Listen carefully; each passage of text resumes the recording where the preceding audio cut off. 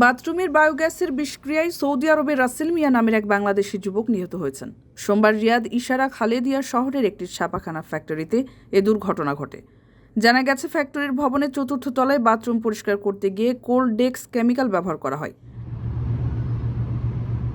রাসেল দ্বিতীয় তলায় বাথরুমে গেলে কেমিক্যাল গ্যাস বাথরুমে ছড়িয়ে পড়ে। বায়োগ্যাস বিষক্রিয়া তৈরি হলে রাসেল প্রথমে অজ্ঞান হয়ে যায়।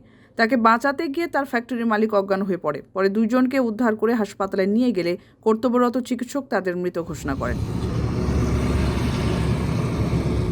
নিহতের পারিবারিক সূত্রে জানা যায়, 4 ভাই ও 2 বোনের তৃতীয় রাসেল 7 বছর আগে জীবিকার তাগিদে পাড়ি দেন মরুর দেশ সৌদিতে। প্রবাসী থাকাকালীন মুঠোফোনে বিয়ে করেন একই এলাকার বাসিন্দা আনিকা বেগমকে। বছরখানেক আগে দেশে আসেন রাসেল।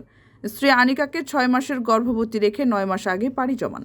5 মাস আগে তাবাসসুম নামের একটি কন্যা সন্তানের বাবা হন তিনি। গত 18 নভেম্বর বিকেল 5:30টায় পরিবারের সঙ্গে শেষ কথা হয় তার।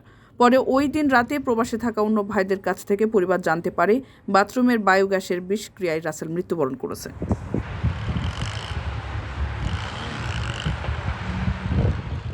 কারো কাছে স্বপ্ন পূরণ, কারো আনন্দের উপলক্ষ, আবার কারো জীবন পাল্টে দেওয়ার মুহূর্ত, কখনো জীবন বাঁচাতে সর্বোচ্চ গতিতে উড়ে চলা, কারো আবেগের শেষ মুহূর্ত, আপনজনের শেষ বিদায়ে শামিল হওয়া। এমন সব ইচ্ছে পূরণে সর্বনিম্ন ভাড়ায় দ্রুতগতির বাহন প্রবাসীর হেলিকপ্টার। আপনার প্রয়োজনে যোগাযোগ করুন আমাদের হটলাইনে।